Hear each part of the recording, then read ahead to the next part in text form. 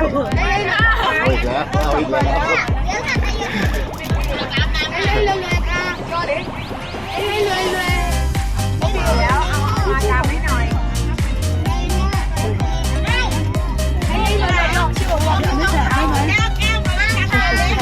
สะพัดละตอนนี้หย่อมเนี่ยสะพัดหมดแล้วตรงเนี้ยหมดแล้วครับหมดแล้วทั้งขนมทั้งเงินน่ะหมดแล้วตรงเนี้ย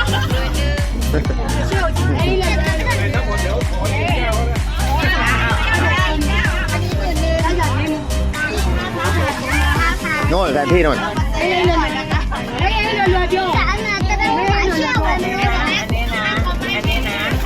เท่าไหร่แล้วเนี่ยเท่าไหร่แล้ว5,000